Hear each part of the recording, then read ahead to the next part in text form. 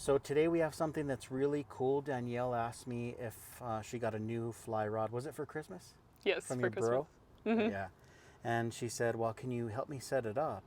And I thought it's a perfect opportunity to do something where you start from the very beginning, because all of this stuff has been 25, 27 years since I've done it. And I do it with a routine now, but I forget that there are people who just start who need to know how to set up a rod, what are the parts of the rod. So she actually got a 4-piece rod, and it doesn't matter so much on the rod brand or how much you spend. Most of the rods are good, and if you're going to spend money on it, it's better to spend money on like a guide, classes at a fly shop, or fly casting lessons. So this is a 4-piece White River 9-foot 5-weight, which is good for almost everything. So if you're going to get one rod for trout, it'd be a 9-foot 5-weight. And the 4-piece is super nice. Most of the rods come in 4-piece now, so you can tell that it's easy to travel with. Before, when I started fly fishing, most of them were 2 pieces, so that the tubes were super long. So it's a 9-foot 5-weight 4-piece. And then this reel is really cool. What would you consider that, like a brook trout colors? Yeah, brook trout. Yeah, and it's match catch. It looks like it's a 5-weight reel, and then she's got some floating line on there. So I'm going to go over with her how she'd set this up, so that you know how to set it up from the very beginning, getting your fly rod, or getting, one of your family members into fly fishing, getting it and setting it up the first time that you set it up. Okay, so this is Danielle. Hi. Are you from New Mexico? I am. Oh, Yes. good. Yeah. So we're both native New Mexicans, and she was a client, went out with her bro. They did awesome. Was that your first time? It was your It first was time my ever fly first time fishing? fly fishing ever. Yeah. And the cool thing about her is she does a lot of fishing for a bunch of different species, and spin fishes, now fly fishes, just an all around outdoors person. When did you start spin fishing? Because it seems like it's like a family thing, huh? Yes, I kind of grew up doing it Yeah. since I was very little. That's cool. Yeah. And just the exact same thing happened with me. I started spin fishing when I was 3 or so, and she's got the rod, and she's going to put them together. So initially, you take all the pieces out of the case, and then you're going to lie them down, and then put the first or the last two. Yeah, the first two is fine. These two. Yep.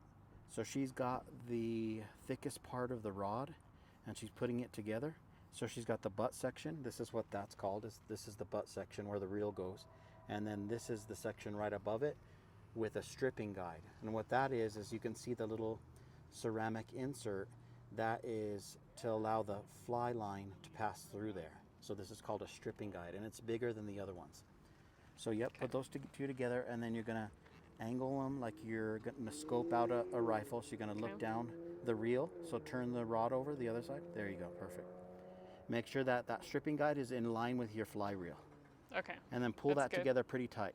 There you go. Now you can put that down because it gets kind of awkward because it's a 9-footer. Okay. And then she's gonna put the other 2 pieces together, which are the 2 thinnest pieces, the tip and then the midsection. So now that she's got the 2 pieces together, you can put them both together.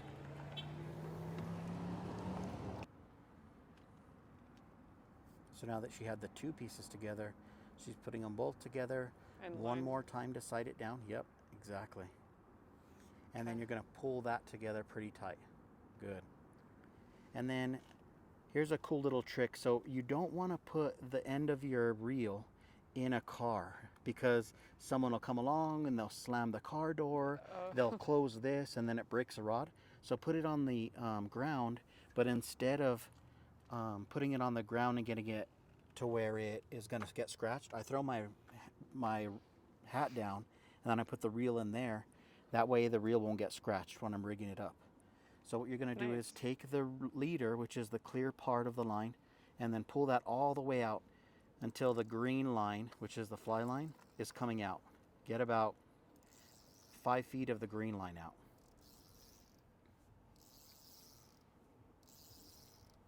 Perfect, that's good. Okay, so you have about 5 feet of fly line. So what you're going to do is set the reel down, and then you're going to take this fly line, the end of it, to where the leader is. So where the fly line meets the leader, and you're going to curl the fly line up like this. And then take this curled section and thread it through all of the guides.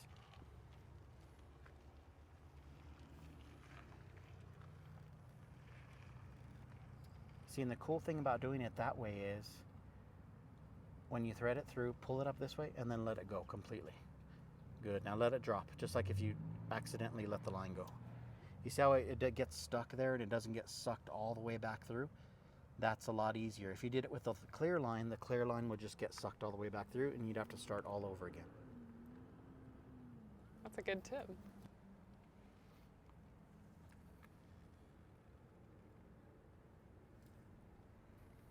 Perfect. And you'll see how that gets easier and you get faster and faster. Is that the first time that you put it together? This is, yeah. Oh, nice. So you're doing great then. Thanks. And then one of the things to avoid that's really, really important is when you're pulling that line through, don't grab your line on the end of it and then pull, because the end is the only thing that flexes and it'll snap the rod tip off. So just pull this line through. Yeah, with your hand about right there is good. Just like that? Mm-hmm. All the way out to where the clear line comes out of that first guide. Perfect.